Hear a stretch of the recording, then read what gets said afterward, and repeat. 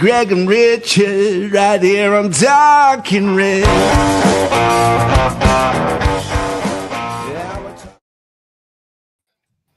Hello and welcome to Talking Reds, a Nottingham Forest podcast. I wonder, have your nerves settled down following yet another City Ground shootout? I'm your Talking Reds host, Greg Oram, along with my fellow Forest fanatic from across the Atlantic, Richard Spray.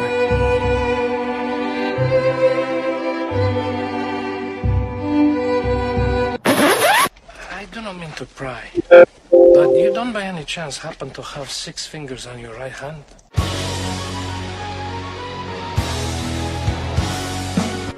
My name is Inigo Montoya. You killed my father. Prepare to die.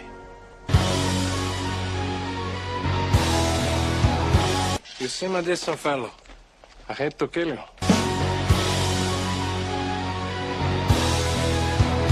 You seem a decent fellow. I hate to die.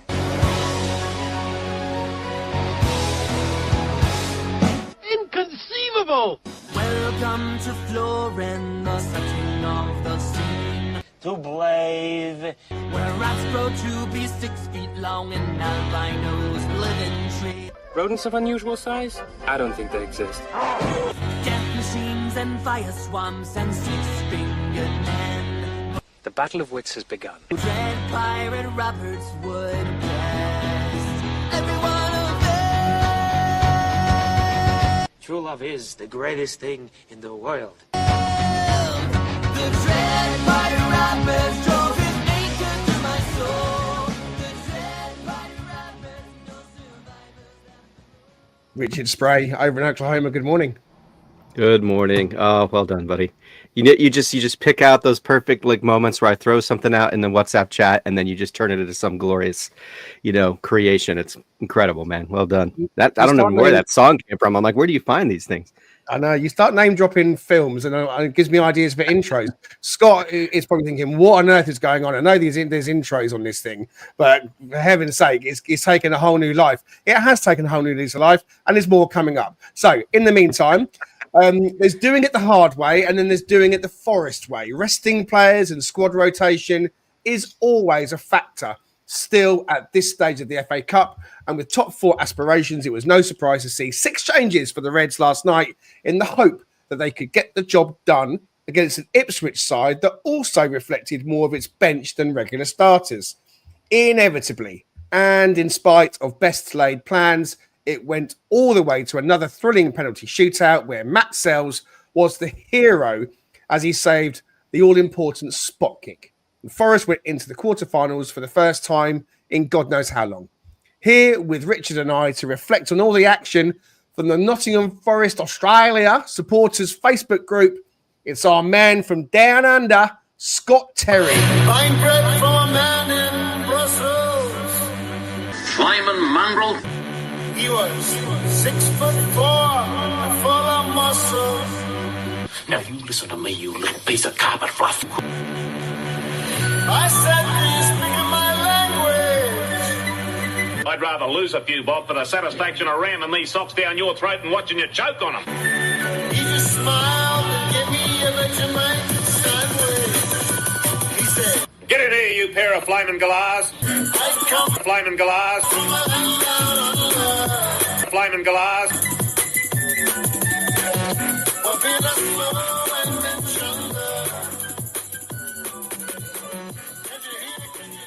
I didn't think I was going to have time to come up with a new intro for you, Scott, but I thought, you know what, I've got a little 10 spare minutes to play with. So I thought I'd pay tribute to my one of my favourite characters from soaps, the wonderful Alf from Home and Away, who I went out on a night's drinking with about 20 odd years ago in real life. So he's a bit of a hero of mine. Anyway, I digress. Scott from Down Under. G'day, mate. How you doing? G'day, Greg. G'day, Richard. Yeah, look, really good. Thank you. Loving the intro. Al Stewart, what a guy. We don't see so much of him on TV these days, I think. But yeah, big part of Home and Away. But yeah, going well. Thank you. It was an early start this morning, getting up for the Ipswich game. down here in Australia. So it was a 5:30 start for me. So yeah, it's been a long old day, but keen to get into the podcast, and thanks for having me on. You're welcome. Now then, in the previous show, I did pose the question, what was the score when Forest last played Ipswich in the FA Cup? And in proper Greg fashion, forgot to give the answer. So I'll quickly say that the answer was 3-0 to Forest in 96-97 season, with 2 goals from Dean Saunders and 1 from Chris Allen. So we won 3-0 in that game. If you are with us, please do let us know that you are watching along in the comments. We want to say hello, give shout outs to you where possible. I will say some early shout outs to Gary, who's with us. Good morning. And Brucey over in Texas saying, "G'day, mate." My dad's here. Hey, Dad. Good to have you watching along. Steph over in the States says, "Good morning. I love the Princess Bride." Another amazing intro. Thanks, Steph. Really appreciate it. And the main man with his £2 donation, which means more than you'd imagine, actually. Mark Wayway NFFC, he says we weren't clinical enough, but we deserved the outcome. I agree with that as well. Steve says Chris would have sorted things out, goals and politics. Okay. So 1 or 2 more of you, I'm thinking, will hopefully pop up as well with a few more comments. If you are listening later, let us know, let us thank you for doing so on Apple or Spotify. And please do hit like and subscribe. It's really helpful to us if you can help us along with pushing the button. So if you haven't liked and you haven't subscribed, please do so now. Right. Okay. Let's get on to the match. Last night, we were at home, Richard, under the lights, and let's go straight to team and formation. We thought he'd make a few changes. He made 6. So it was that blend of regulars, but also a few fringers coming in. Were you pretty happy with the team when you saw it?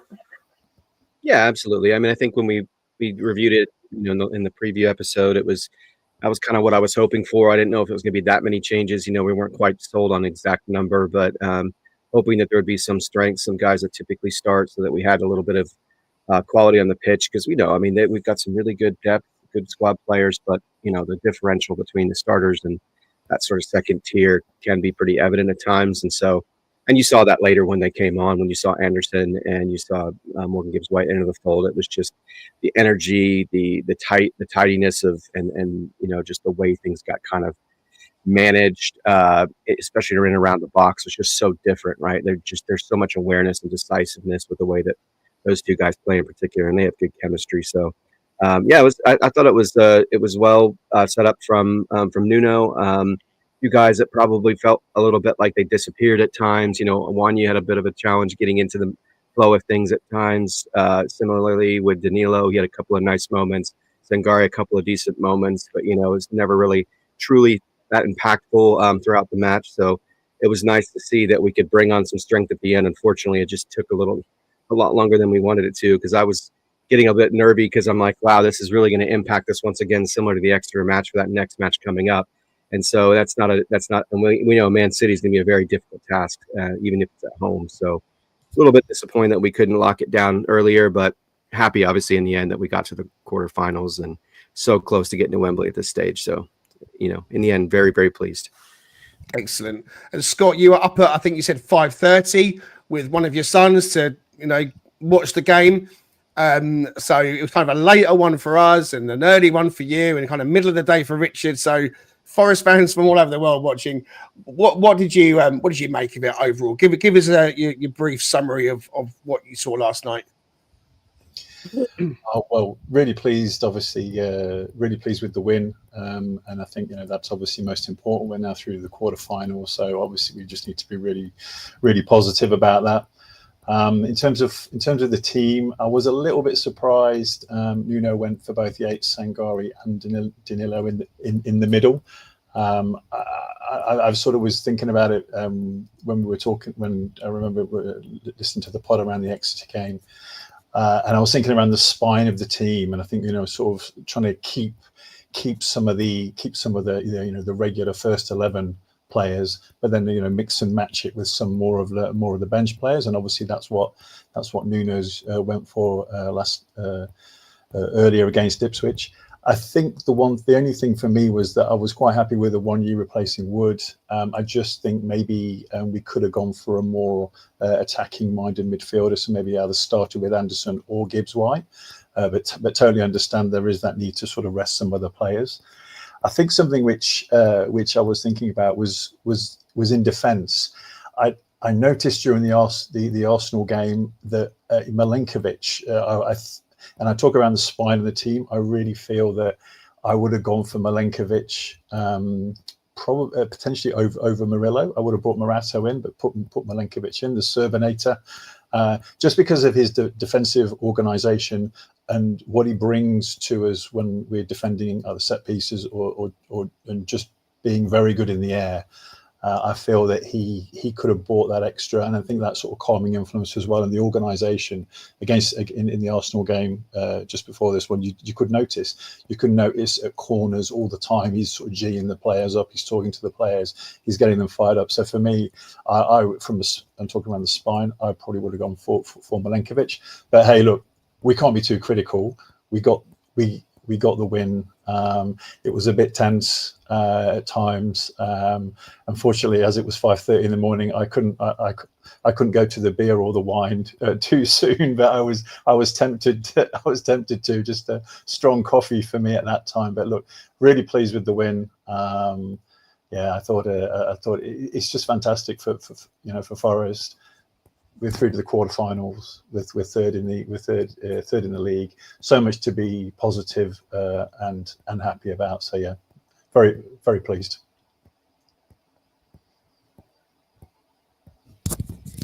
Yeah, I noticed I'm on mute. Brilliant. Thanks ever so much, Scott. I will say Brucey's trying to get my dad in the comments to come out with some embarrassing stories. So, Dad, you're on notice to not comply with Bruce on that. Thank you. I would like to have a quick chat about the midfield three, because we talked in the pre-match, and I think I put a team up that did have Anderson in the 10 role, thinking that creativity and spark was needed. But it did go with Danilo, Sangare and Yates. And to me, Richard, it felt like, well, it looked like a lot of the time they were kind of interchanging between who was the furthest forward in that 10 role. Sometimes it was Yates and sometimes it was Sangare, a little bit Danilo, but I thought he kind of perhaps hung back a bit more than any of the three. So it was interesting to see how they were playing, because at times it looked like a 4-3-3. Other times it looked like a 4-5-1. So, they were interchanging throughout, but Forest had more possession than they would usually take. They're very much happy to surrender the ball, but they did have more of the ball. And it was Dr. Anna in the pre-match pod in the comments who said, I want to see Taiwo playing up front, but I want to see our usual wingers playing from the start to kind of give him that service. And that's what we got. So what did you make of the midfield three in those Yates, Sangare and Danilo? I'll quickly add that I thought Danilo was okay without being anything special. I'm still worried that he's hanging out of tackles and challenges. I'm not sure. He was tidy in some of the stuff he did.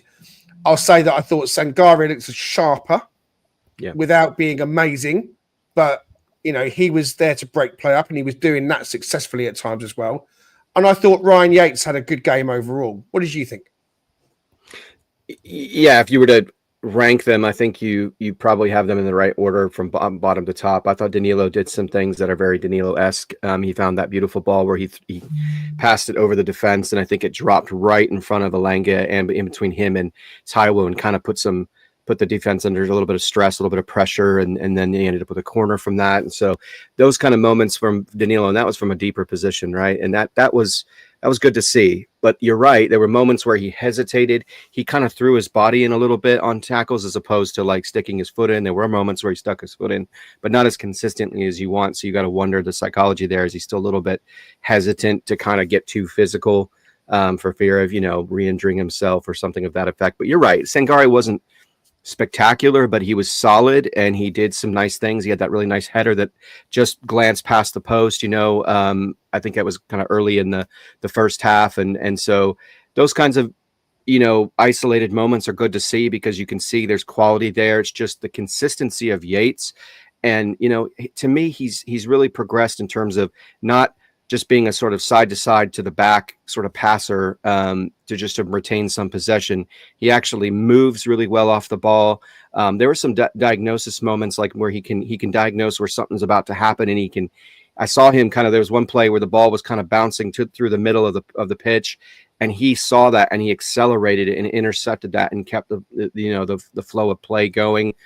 Those kinds of things to me show me personally, again, we're just talking about a handful of things, that he's the kind of guy we want in that middle of the pitch, providing that solidity to pair with an Anderson, because even though Yates is kind of a weird in between sort of box to box 8 and 6, he's not a true 6, he's not fully a true box to box 8 like you would say Anderson is, but just the way he operates in terms of controlling the other team's ability to get space and to try to create breaks and build up play, it's just so incredible. And he's just such a, Dan talked about it, I think, a couple of episodes ago, and just how heady he is and just how much awareness he has, and just the way he, as Scotty talked about from an organization standpoint, you got Milenkovic in the back line, organizing that back line. That was evident, him not being there when they scored off of that corner. But Yates does something exactly the same, sort of that middle linebacker position in American football that just gets everybody in their right position and knowing what they're supposed to be doing. And so having that sort of manager on the pitch to me is such an important role. And so personally, I'd like to see him continue to be on playing, getting more playing time and featuring more going forward, as opposed to Dominguez or maybe potentially a Danilo and Sangari sort of mix. But I think Sangari showed if nothing else, he can be a good depth piece and a good squad player, and he'll give you isolated moments of brilliance. But a lot of it's just going to be sort of, average, I guess, for lack of a better word. Scott, on the centre backs, then you mentioned Milenkovic, who you perhaps would have chosen over Murillo. Murillo, I thought, had some sloppy passes again at times, and that's crept into his game a little bit lately. And I think someone somewhere said he makes the easy passes look difficult and the difficult passes look easy a lot of the time. And it looks like he's due a wonder goal. That wonder goal has got to be coming. And maybe Murillo was slotted in because Morato is, I guess, more like for like, I suppose, in terms of size with Milenkovic. But I think your point's well made that Milenkovic is that defensive general. But just your thoughts really on the Murillo-Morato partnership. I mean, if we, God forbid, were to lose Milenkovic to an injury or to a suspension, how confident are you, having seen Murillo and Morato last night? And we've seen them play in a 3 many, many times now, albeit for 5 minutes in some games and full games in others. How confident are you that Murillo and Morato could forge a successful partnership if called upon? Oh, absolutely. I'm sure they could. I think I think in the majority of games this season we have started with Murillo with Milenkovic. So I think some more game time. Spend some more time on the training pitch, spending more time, during games as well, getting to understand each other a little bit more as two central defenders. I'm sure they could. Sort of form an effective partnership. Whether that would be have the highs of Milenkovic and Murillo, maybe not. The thing for me would be is the ability in the air, because we've seen on a couple of occasions Morato has been caught out sometimes when there's been balls coming into the box, and he has either mistimed the jump or he hasn't been able to get there. And Murillo, for all his many talents, and he does have many. I think he's sometimes the heading side of the game isn't necessarily something which he is really is his top characteristic. There are other areas in which he can excel. So I'm sure they could. I'm sure they could form an effective partnership, but I think they will need to probably play more together regularly. But I think Milenkovic, it would be a big blow. It really would be a big blow for Forest if we did lose Milenkovic. For me, he's a real, the Serbinator. He really is a big part of this team. I mentioned the spine, and for me, he's that. You've got Sels, Milenkovic, Anderson, Gibbs White, that spine, and then Wood at the top. That spine for me is really important. The fact that we have such a settled spine and such an experienced spine, and Milenkovic being part of that, he would be a massive loss. But to your question, I'm confident Morata and Mourinho could definitely strike up a great partnership. I was pleased with the work that Morata was doing last night. He's actually quite good on the ball. And your point again on the heading ability is a good point, because he has been found out a little bit of that, and his aerial duel success rate isn't amazing. And on the centre back, still with you, Scott. I mean, Bolly, I kind of felt that it was a game that he was going to play in, if I'm honest with you. So it looks like, if you're gonna just bring one in to go alongside Murillo or Milenkovic, Morato's getting the nod. But just looking ahead to next season, we've signed Tyler Binden and sent him straight back to Reading on loan. He's the New Zealand lad who everybody seems to be cooing about. I don't know if you've seen anything of him at all, but Richard and I have been speaking, and as much as it probably will be that he goes on loan somewhere, I've got a sneaky suspicion that this guy's going to be in the squad next season. Certainly, he's going to come into the pre-season.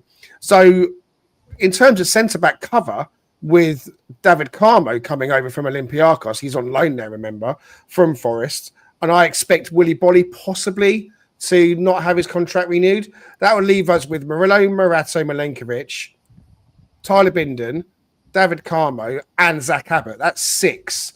So, excuse me, are you feeling pretty happy that that's a department that Forest don't need to strengthen in? I think that area, central defence, and probably potentially midfield, but central defence wise, we will be well stocked in that area. I think if we're continuing the push into Europe, so if we are going to be playing both Premier League games on the weekend and European games midweek, we're going to need minimum 4, and ideally, and you mentioned I think it was 6. We're going to need that amount of players. One gets a knock, one gets a niggle, someone else comes in, and then keeping all those players fresh and ready to play. I think that'll be really important. The closer we get to Europe and 2 games a week, the more and more we're going to need squad depth, and obviously central defence is a really key area for us. So I think that really gives us a good playing group in central defence. Yes, absolutely.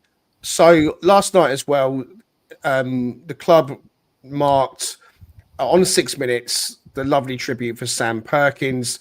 And Seb Hutchinson, as Gary points out in his comment, certainly led that tribute really well from the commentary point of view, Richard, didn't he? Absolutely. I mean, it was nice to see them feature that and to allow that moment not just to pass and it be something that they can enjoy and well, not enjoy, but celebrate the life of a great human being in the ground itself, but actually allow people outside of that. I mean, here I am over in the US and listening to the commentators talk about that, and that's just a great thing to understand the way that this club works in terms of celebrating these fans that do so much in so many different ways. And I know how much that's been important for a lot of things we've seen. We've seen it with Warriors United. We've seen it with a variety of different folks in the community. But yeah, Sam was such a giant in terms of what he did and what he's trying to do to help others who are struggling through MND. And so appreciate that them featuring that and making that a focal point versus just saying, hey, it's, kind of briefly touching on it and then moving on, to focus on the match because it was going on. Right. So it was a beautiful moment. And I think it validated him. Yeah, 100%. Even just a little bit. Yeah. Yeah, 100%. Richard, we spoke about the wingers. Alanga and Hudson-Odoi got the start. I expected Sosa to play, I'll be honest with you, and he didn't even get off the bench. So we can talk maybe about what that might mean for him going forwards. But they started on opposite sides again. When I say opposite, Alanga was left and Hudson-Odoi was right, and that's in contrast to how they would normally play. And we've seen that in recent games, them doing that. They also switched over a bit in the second half, and at certain points in the first half, they were both playing down the right wing. What did you make of all of that? Yeah, it just feels a bit like one of these moments where it's kind of providing a different look. Do you know what I mean? It's sort of akin to when you watch other sports where they have these different offensive setups and they try to at least get in ahead of the opposing, manager or what have you to try to give them something else to be cognizant of. I still contend as the match unfolded and as Callum moved he played brilliantly, by the way. He's been one of the most phenomenal players I think we've seen in the last 3 matches. Just the way he keeps the game going and the way that he puts so much pressure on opposing fullbacks, and the way that he can cut in the middle, even to his left. But then again, we know, and we saw that evidenced by the shot that he had that nicked the top of the crossbar. Taking that away from him by putting him on the right, to me, is a disservice to who he is and what he can provide. There's so much that he does well. It's not just that, but we all understand when he gets in his mind to do that, more often than not, he's going to score, or he's going to make it make it very close, right? Which we saw that last night. I think he's better on the left, like you say. 100%. I don't mind him switching and swapping for 5 minutes, 10 minutes here and there to kind of mix it up. For me, he's better on the left. And just, I want you to continue, but I'm also going to add in Thomas Tuchel was there last night. Yeah. Could we see he likes Callum? He played him a lot at Chelsea. Is he going to be in with a chance? I mean, there was talk that Callum was going to switch to play for Ghana. That hasn't transpired. Out of all the wingers playing in the Premier League at the moment, with this season and last season, and the assists and the scoring and all the everything else that goes with it, could we see him getting a call up, do you reckon? I wouldn't be shocked. I think Tuchel, to me, is probably going to be a little bit different than Southgate. He's not going to tend to favor too many players. Well, yeah, of course. That's why he's there, right? Listen, that's not Southgate. We got to finals. Yeah. But to your statement, I do agree with that. I think there was a few guys that were featuring, and I think all 3 of them played very well. Callum at the top of that list, but it wouldn't shock me whatsoever. I think having that kind of player on the wing, because as good as Gordon is in terms of his pace, he doesn't, and he's got some. So I hesitate to use an American football term, but some wiggle to him that puts some. You're using American football terms all the time. I know. You never used to use any, but you use them all the time now. Well, I know that now that we're part of the NFFC, I know NFFC NA. Group. It's nice to kind of get some terminology thrown in there. Buddy. It's okay. Yeah, I know. But in any case, I do believe that I think that kind of variation is a good thing to see for us, because it does create some challenges for the opposing team. But at the same time, the way that Callum operated once he got to the left, you could see the confidence just elevate. He was brilliant on the right. As I said, we've all said how effective he is, because he's a good crosser of the ball. He moves in and out of space very well. It's just, gosh, I cannot fathom us doing for regular intervals for the rest of the season. He needs to be on that left, because we need that sort of lethal strike of the ball. Because to your point, the pureness of how he strikes the ball is just it sets him apart from so many other players in the league. And so Tuchel has to be seeing that, like bringing that off the bench even. Can you imagine how difficult that would be when you're playing on an international level to know, crap, now we got to deal with that coming off the bench? And so it just provides so much, I think, in terms of a variation for even England squad. So I wouldn't be surprised. And Anderson just continues to look mature beyond his years in terms of how he operates and the variation of ways that he can play too, defensively, offensively, et cetera, et cetera. And that just Morgan coming on, just congealed everything, just brought everything together. And you could see the quality of how he gets guys in, moving into space to provide that pass to get that little through ball or what have you. And it's just a nightmare for opposing teams to have the guys like that, 3 of those players. And gosh, I hope we hope to keep them for a long time. I doubt that will happen, but there's just so much potential there. You never know, because listen, we're top 3, we're quarterfinals of the FA Cup. He's been a fantastic season. Tuchel announces his England squad, I think it's next week. I expect Morgan Gibbs-White to be in there. And I think Anderson and Callum Hudson-Odoi have great chances. There's an article in the Oh Mist Rolling In fanzine that talks about Elliot Anderson and him possibly being a future midfield maestro for England, written by yours truly. So if you haven't picked up a copy of that fanzine, you can get it from the usual places, the newsagent opposite the cricket ground. And I think Dwayne will be stood on the corner as in his usual spot ahead of the match on Saturday. Dan Scape's also got an article in that as well as many other really good writers. Scott, second half comes with 0-0. I think we had the better in the first half, and lo and behold, Ipswich go and score. What happened at that corner? Well, there you go. That was it. I think the marking went a little bit AWOL, didn't it? I think because he was completely free. It was a free header. I think one of their midfielders, I think it was it Morsey? He seemed to be perhaps a little bit of skullduggery in the middle of our box. I think he was potentially trying to stop some of our players getting to and getting to their defensive positions. But still, look, we need to do better, right? That's a goal which we should be stopping, or certainly be challenging far more. Yeah, Yates was blocked off, I think, but they had some players doing some blocking off, and that Hurst just popped up unmarked at the back. Any shade on Sels for you with that? Went through his legs. Oh, it was almost point blank range, right? It's so close to him. The ball's coming across, so Sels is looking across to his right, then he's having to swivel around to his left. It was so close to him. Keepers never like it when the ball goes through their legs. So I'm sure some of the players would probably be giving him a bit of stick in the dressing room. But I think that would have been a wonder save. He's turning his body to where the ball's gone to. He's just been caught. Point blank range, very difficult to stop that sort of goal. It was the moment before the corner as well, with Morsey kind of wriggling off Sangare, and Sangare could have done better work, I think, to kind of stay with him. And the shot from Morsey was a rasper, and another fantastic save, Scott, from Matz Sels. I mean, it literally was fingertips.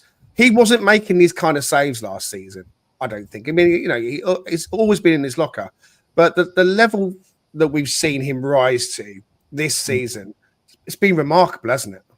Yeah, absolutely. And I think he's leading, or certainly very close to the top of the clean sheets. He is. Yeah, we've got 11, and that's the top. Yeah. Yeah. So I think Sels, as with a number of players within the team, as collectively they've improved together. They've taken their individual performances higher.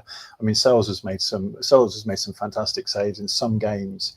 He has kept us in those games, or certainly prevented it from becoming or looking a lot worse than what it would be. Yeah, look, he is nailed on. I'm sure we'll get to talk about the penalties as well. Obviously he made a pretty important save during the penalties to take us through. But love Sels, love what he's doing for the club. And I think, as I say, it's that collective feeling. I think a lot of players, they're all rising to the challenge. Their performance levels are rising, and they're almost inspiring each other.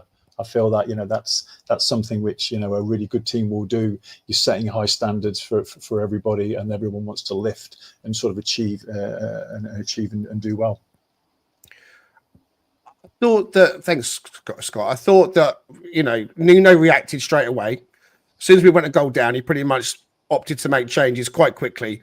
So we see Sangare and Danilo going off for Gibbs White and Anderson. So all the best laid plans of trying to get the result tied up with the team that he starts with immediately is kind of in doubt, because you're bringing on players that you would rather have rested.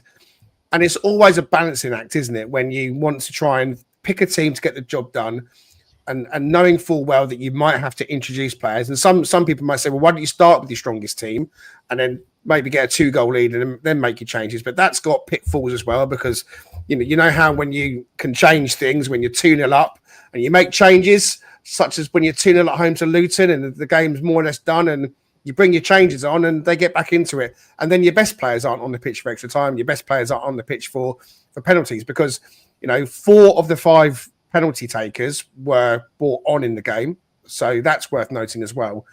And I thought that when Anderson and Gibbs White came on, obviously the game changed for Forest in terms of how we held on to possession and what we did with the ball. And Morgan Gibbs White is a wonderful player. We've spoken about him endlessly, like everybody else has. And the things that he can do with the football and the vision he's got is fabulous. But, Ipswich were resilient to a certain degree, but we got the breakthrough. And it came from a free kick that got recycled on the right-hand side, Richard, with Alanga back on the right at that moment, picking up his 9th assist of the season with a fantastic cross-in for skipper Ryan Yates to pop up with another important goal, another important header. How did you? What were you thinking when that goal went in? Because I thought, okay, we've got one back. I expect us to go on and grab another. What were you thinking when Yatesy scored? Yeah, I just think all the things that were building up to that point told me that we were getting back in this match. We were seizing momentum. We were trying to control things.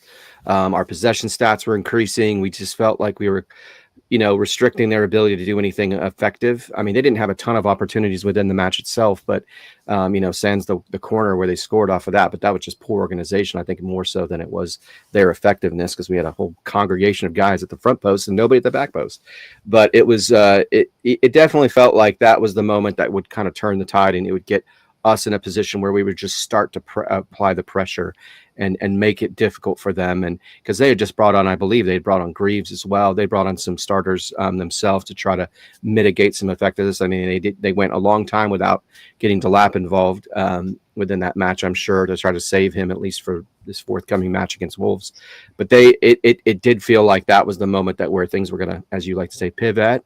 They're going to pivot, right, to us really controlling things and getting that other goal, because it just felt like the quality we had in the pitch, the way that we were playing at that moment. You could see that sort of synergy and that familiarity that Gibbs White and Anderson have with each other, as well as how they link up with Callum on the left. And it just seemed like that was going to happen, and it just never manifested. It kind of was similar in the sense of what happened in the first half, where it just felt like build-up play when we get on the break, really effective, but then it was like that final ball or that last moment to get around a player to try to cross the ball, and it just never seemed to really manifest itself. And so it was kind of similar in that way, which is frustrating, because like we all said, we wanted to close that out, and you assumed once you bring in Chris Wood, once you brought in Morgan Gibbs White and Anderson at that 60th minute, it was going to get there, and it did certainly help create the goal, but it didn't really end up providing anything substantive in the end in terms of finishing. It's just it wasn't there.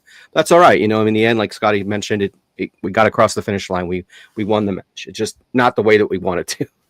With the kind of time we had to take to get there. Yeah, for sure. Yeah, we had our moments. Yates had the second goal for him ruled out offside, and he was offside, as you touched on before. Callum with a trademark cut inside to Murillo with that shot. Hit the bar. And I was thinking, this is it.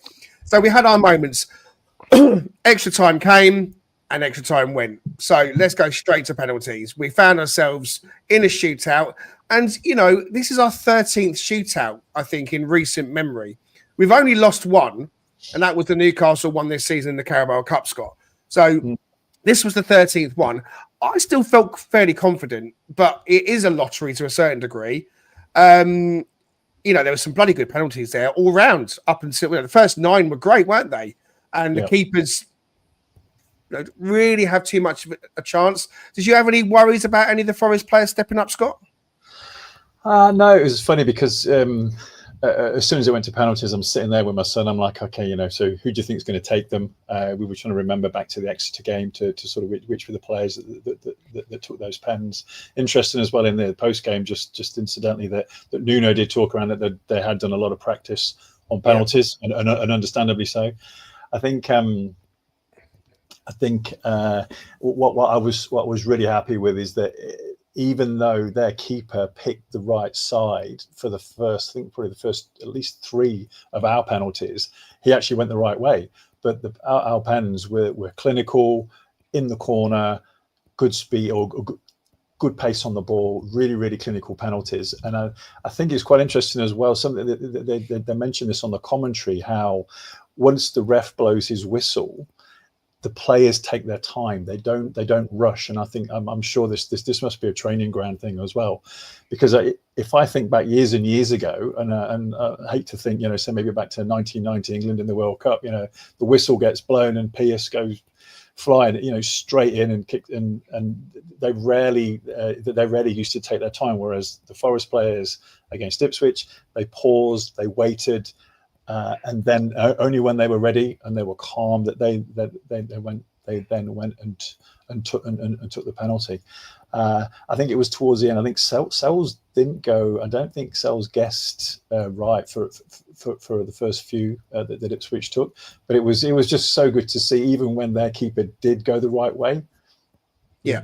It was such good penalties. So yeah, really pleased. I think when we saw, Woody taking the first one, it just fills you with confidence straight away, because it was, good power, good placement. Yeah, it kind of it makes you feel more confident. I think, the more it goes on, that you're seeing where quality pens, even if the keeper's guessing the right way, we're still scoring them. So really pleased with that. And clinical. I think that's what you can really say. We have been clinical in all the penalty shootouts so far this season. What was great for me as well was Ryan Yates won both tosses, so he was able to pick the end, and he said straight away, we're going to take him first. Taking the first penalty statistically is an advantage. The team that takes first generally, 70 to 80% of the time wins, something like that. But also on the pause, that was something that came in on an England thing as well in the World Cup, in that penalty shootout that we won, first time we'd won one as England fans against Colombia, that World Cup, which I think was 2018 off the top of my head, because I'm losing track of time. COVID got in the way and my mind's frazzled on when things were. But that kind of whole pause, and you don't have to take the kick as soon as the referee whistles. You can take your time, and slowing it down, breathing. That, again, statistically, they were saying on the commentary last night, those that wait, those that take their time, statistically score more. So, yeah, you're right. Everything you just touched on there, Scott, spot on. And, of course, it was Jack Taylor that steps up Richard and misses for Ipswich. I thought he looked nervy as hell. Ricardo, can you hear me? You're on mute, buddy. It's okay. You're on mute. Sorry, guys. Yeah, sorry. Were you asking me what I thought about the penalty? Yeah, I thought I just okay. Trying to ask you. I'm not making a good shot of it. Jack Taylor looked nervous as hell, didn't you think? Oh, he did. Yeah, you could tell in that build-up, and just he had that. Normally, when you see someone take a deep breath, you feel like, okay, this is, as Scott pointed out, it kind of calms them down, kind of gets them focused, recentering, for lack of a better word. But he did not look that way at all. That felt like, I'm nervous and I just need to take a breath real quick. But it had no chance of being effective. I mean, the way that the trajectory of the ball, didn't have enough pace.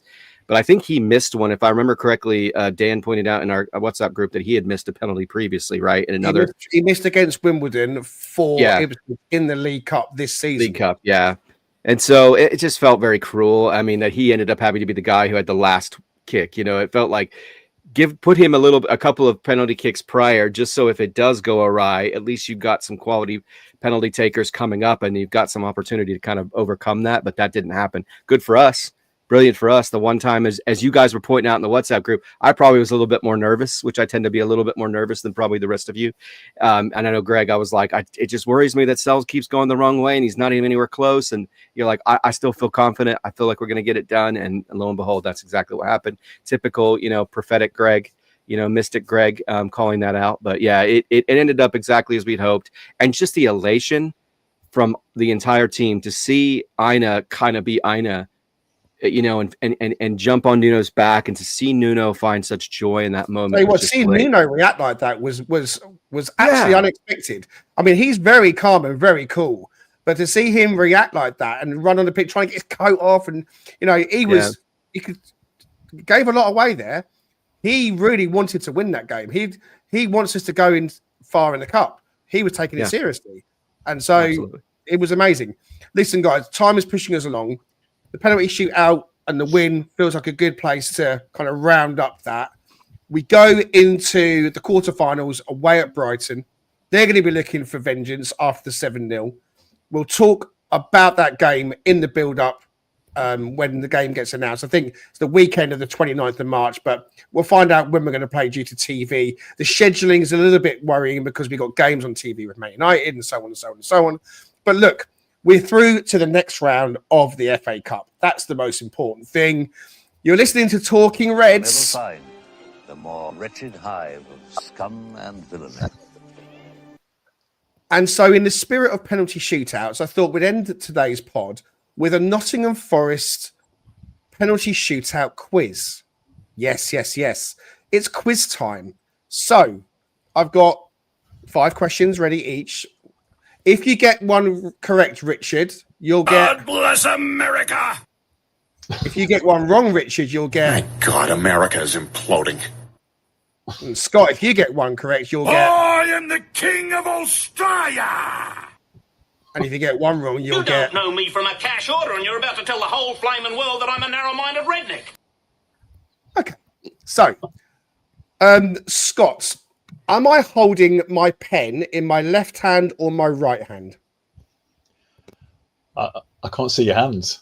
Well, that's the whole point. This is instead of tossing the coin. Left hand. Correct. It is my left hand. So, would you like to go first or second? In the spirit of penalty shootouts, I'll go first. Okay, right. So, who scored Forest's opening goal against Exeter in round 4?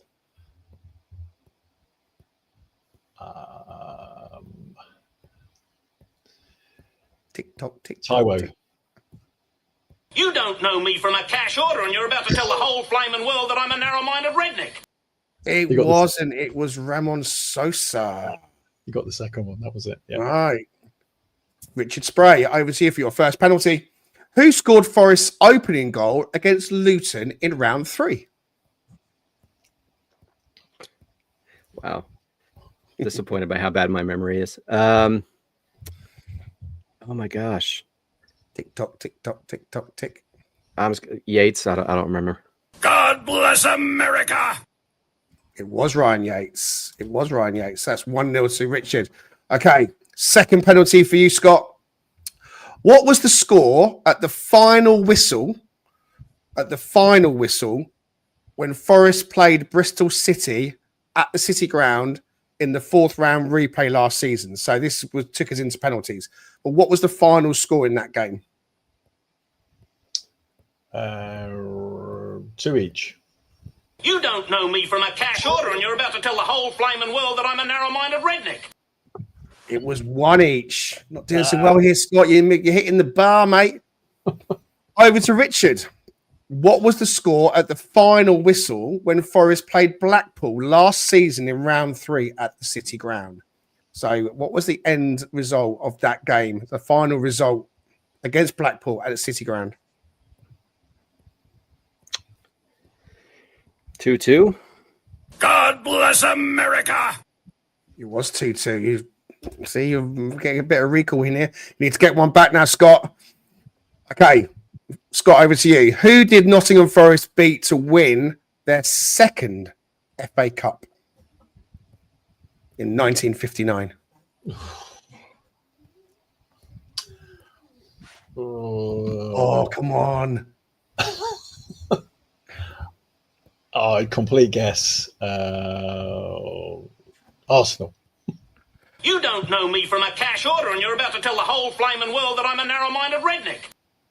It was Luton Town. It was Luton Town. It was a 3-1 win.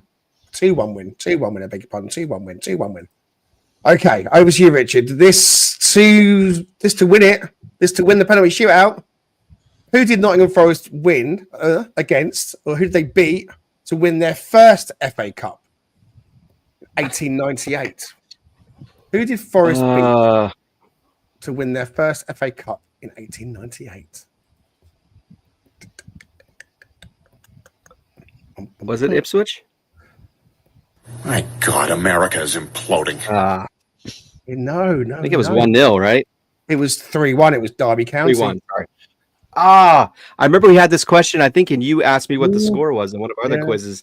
And that was my first thought, but then I'm like, no, it's got to be something like, overthinking it. So I thought we were starting out a bit easier. They're getting a bit harder. So, Scott, you're still in this.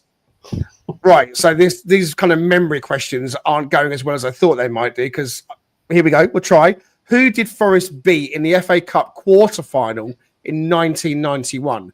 So we got through to the final, if you remember, in 1991. I don't want you to answer about anything else apart from the quarter-final in 1991. Who did Forest beat in that game? I remember we beat in the semi. I think we beat West Ham. Quarter. There'd have to be another guess. Chelsea. You don't know me from a cash order, and you're about to tell the whole flaming world that I'm a narrow-minded redneck. It was Norwich City. It was Norwich City. Of course. And who, Richard, for your question, did Nottingham Forest beat in the FA Cup semi-final in 1991? I think he just gave it away, right, Scott? I think it was West That's Ham. why I said I only want you to answer this question, Scott. I don't want you to answer anything else. Yeah, I remember the Norwich City because I was living in Norwich when that happened. I think that was Steve Stutton was on that team, if I remember correctly. No, He wasn't? I thought he was. Mark Crossley. Well, oh, I'm thinking of not Steve Sutton. Who was? Never mind. Forget it. Do we have the answer for the semi-final? West Ham? God bless America. That's Sorry, Scott. correct. That gives you 3 goals, Richard, and Scott's had an absolute mare. He's hit the bar. The keeper's saved one. He's had one go wide. So, with a penalty left each, Richard is today's winner of the Nottingham Forest penalty shootout. Just for fun, just for fun, because I've got questions here. I'll just throw this in there. This would have been Richard's. Sorry, this would have been Scott's 5th penalty. When we beat Norwich 1-0 in that quarter final, it was 1-0. Who scored the goal? And he famously did a somersault after it and got told off by Brian Clough. What year? Sorry, what year was this? The 1991 season when we got to the final. Was it We Roy won Keane? the final 1-0 against Norwich. Who scored the goal? Roy Keane. It was Roy Keane. Oh, it was Roy Keane. Well I done. am the king of Australia. I've got to play it because I got these wonderful sound effects, and you get a chance to bloody play it because you can't get them wrong. And then your final question would have been, who scored the Spurs equaliser against Forest in the 1991 FA Cup final?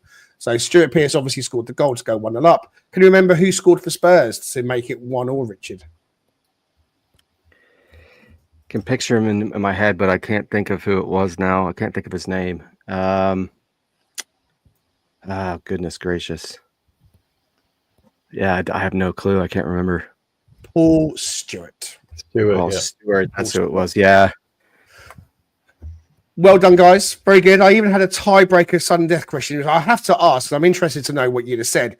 In total, how many goals did Forest score in the entire FA Cup run in 1991, including any and all replays and the final? So from the 3rd round to the final, including all replays and any replays, how many goals did Forest score? So this would have been the nearest to the pin. So if you got 5 all or 4 all, I'd have asked you for your answer, and the closest would have won. So what would your answer have been in terms of who or how many goals did Forest score in the FA Cup run in its entirety? Richard?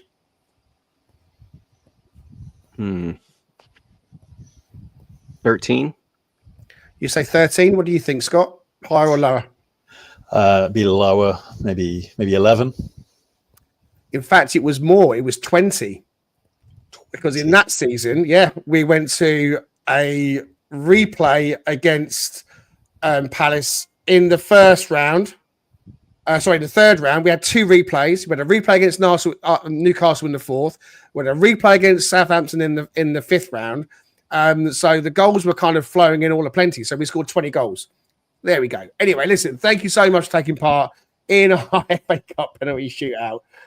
We like a little quiz here every now and again. And well done to anyone playing along in the comments as well. Friar Tuck says that Ryan Yates has played his way back into the team, while Anderson and Morgan Gibbs-White just looked an upgrade on Sangare and Danilo.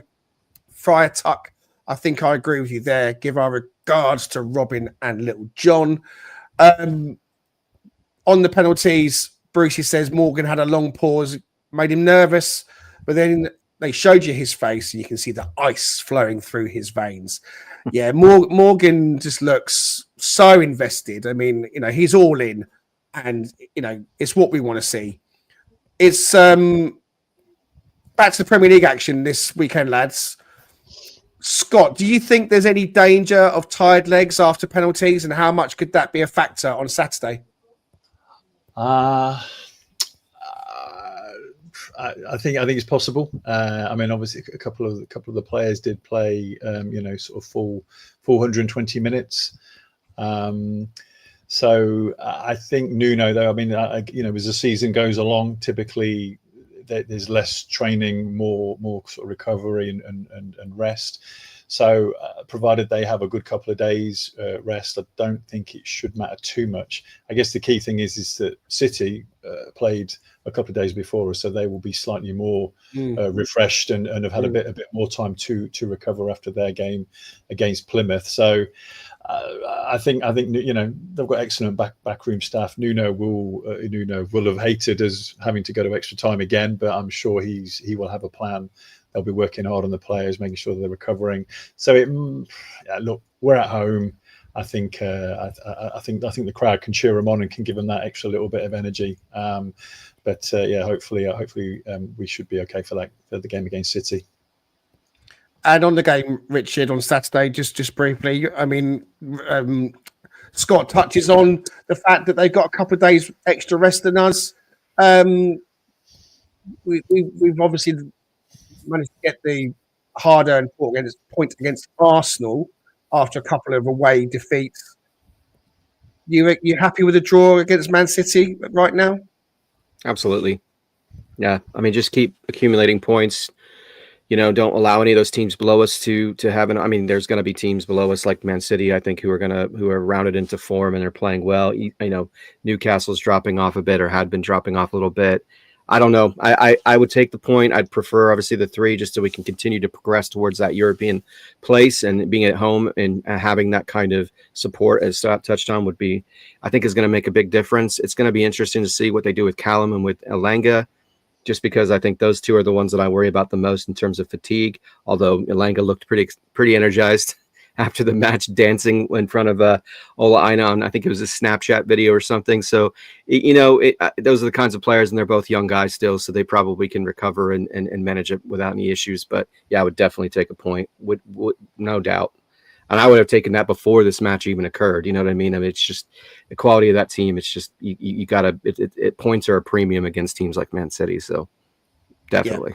12:30 kickoff on a Saturday and back at the City ground again. So, hopefully we will be able to match up to them a bit better than we did on the away game. Thanks ever so much to everyone in the comments. If you can hit like and subscribe, anyone listening, we are trying to get our numbers up.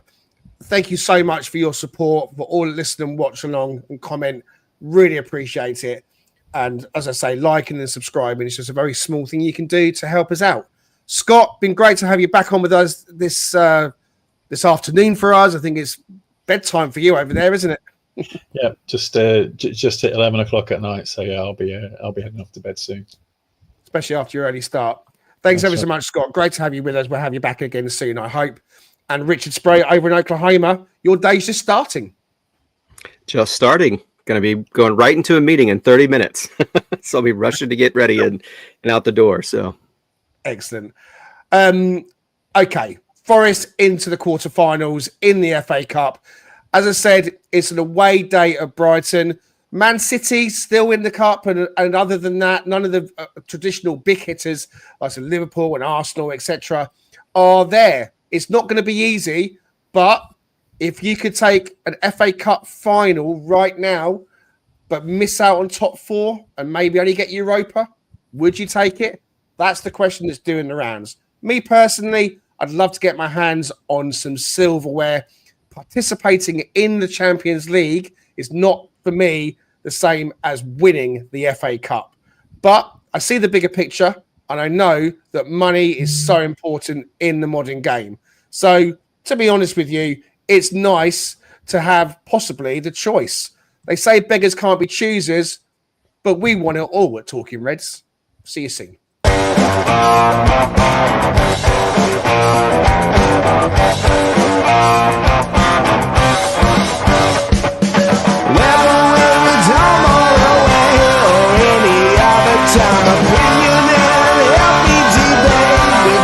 Stats are born enough and Greg and Richard right here on Dark and Red. Yeah, we're talking Brett now. Yeah, I said Steve Sutton, but I meant Chris Sutton. Chris Sutton.